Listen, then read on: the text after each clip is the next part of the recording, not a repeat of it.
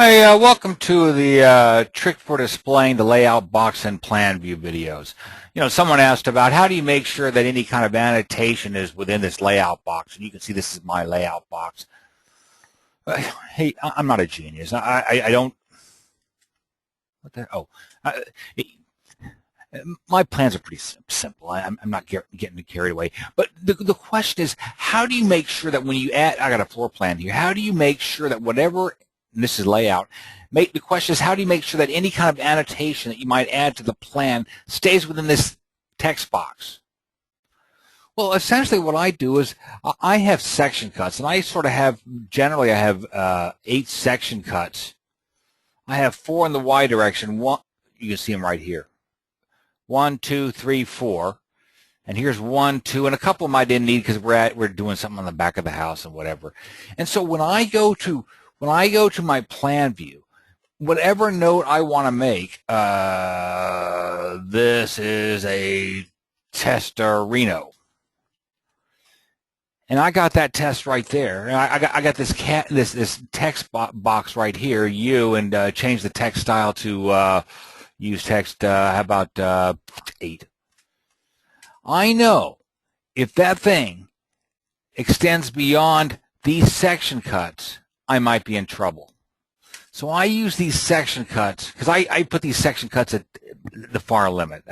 You got to think about it, but that's my far limit. So I want to make sure this is a Testorino is right here. And if I do that, Control C, Control V, if I stick it right here, I bet this one is going to be shown in my layout, and this one isn't, because it's sort of beyond the point of my section cuts, and my section cuts sort of define the limit of boop. There. Yeah. See, this is a Testorino. That works there, but see, I'm missing something. I got to stretch this out. So anyway, that's sort of the way I sort of do it. I mean, it's not perfect, but doggone it, someone was talking about putting text on the layout. That is simply the nuttiest thing I've ever heard. I mean, you might have 1 or 2 little advantages to it, but overall, it's just a mess. So anyway, that's sort of the way I do it. And I'm really getting into my SAM more and more, and I got to tell you, quite frankly, Control C, Control V, W. When I'm about to start another as-built right now, and I kind of start everything at this point right here in plan file, right there, front right corner, right there. Everything, the front right corner of the house or whatever it is in this line right here. And then somehow my section cuts and all that other stuff just it just fits pretty much. I mean, it just does. And see, that sort of defines, yeah, see, here, if I wanted to stretch this out a little bit further, I could. Yeah, I could, but see, I got a footing here for some kind of a wall. I didn't want to show that, so I just pulled it in.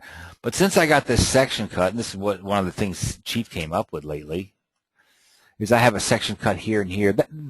As far as I'm concerned, that's good enough. If I have the luxury of having extra space, I will have a section cut at both ends. This isn't rocket science. I mean, I'm dealing with framers and concrete guys. These guys don't care about this stuff. In fact, see, you can see these section cuts at the bottom here. I got those here, but this house is deep enough, I guess, that my section cuts are, well, just almost off the page. So is it important? I don't know. Shit. I mean, I got a section cut line right there. They can figure that out. It's and here I go again. I got all my section cuts. I swear I look at plans by architects, and they'll give me 2 or 3 section cuts at the most. I'm giving people 8 section cuts these days, and it's not an issue for me. I mean, it's just. Wait, let's see. Boop, boop. Roof framing plan. These are my sections. I got 6 sections, and I'm not even adding any square footage. I'm just remodeling the back of the house a little bit. Cabinet plan. What else do I have? Yeah, this is my second floor plan, but I'm not using that because this is a 1-story demo plan. Yeah, I can see my section cuts on my demo plan, right? See, I have 8 section cuts, but some of these section cuts I'm not going to use. So I just change this to layer sections not in plan. Boop. And this section, I'm not using this section either. Section plan display layer section is not in plan. NIP not in plan. And so even on my demo plan, I've got 6 section cuts. 1, 2, 3, 4, 5. I don't know. I'm not even sure if I need that stuff. My elevations. And what's so neat about using the SAM and kind of coordinating this stuff is I got to tell you, man, when I do a model, I've talked about this 1,000 times. I don't send this stuff to layout anymore. It just sort of appears, and when Chief gets their act together and gives these updatable, auto-updatable elevations, I'm going to be a happy camper. And Perry came up with this. I'm using Perry's, what is this? What is this called? It's layer box labels. I love Perry's label box labels. I just love them now. I've just started switching over to layer box. Here it is again. Layer box labels. And I gotta tell you, these guys are talking about switching over to ArchiCAD and stuff to draw these things. Shit, man. When I get done with a model, I got my roof plan already there. I don't do anything on this roof plan. Well, what did I do on this roof plan? I don't think I drew a thing. I don't think I did. What did I do? Oh, the one thing I do change, again, this is Perry. Let me see if I did this right. Yeah, check this out. Let's see, text. Oh, it's not, oh, shit. Hang on a second. Let me see if I can, I'm still working, I'm still slowly getting into this. Plan and, wait, macro, room, wait, what am I doing? This is a macro for my roof sheet, my roof. User defined. Wait, have I not done this yet? I'm just getting into Perry's stuff. Existing. Oh, maybe I didn't do it on this because we're not adding any square footage. But really, these are Perry's. I'm using Perry's macros for this stuff. Existing Class A roof assembly, asphalt shingles, over 15 pounds of felt. I haven't done it on this plan yet. I'm slowly evolving. That's why I use the SAM. I got one freaking template, man. And the template's constantly evolving.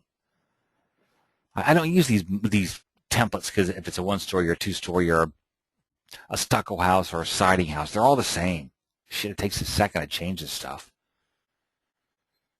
Anyway, I did one recently where, yeah, not that I'm slowly getting into Perry. He's so lazy, he doesn't want to type anything.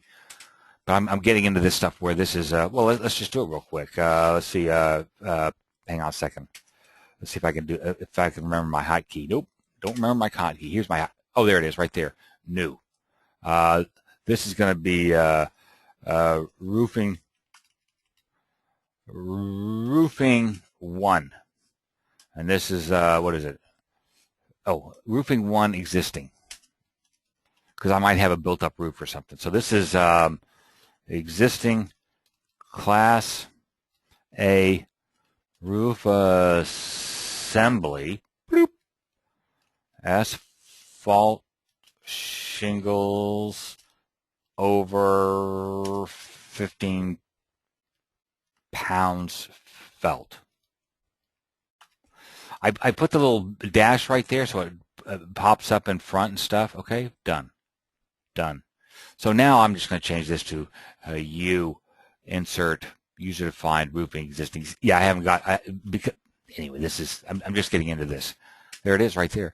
And now if I have that same note applied to my elevations and stuff, if I made a mistake and it's not asphalt roofing, but it's tile, I just changed the note in one location, and it changes on my roof plan, my elevations, and my sections if I haven't noted there. It's a piece of cake. Perry's a genius.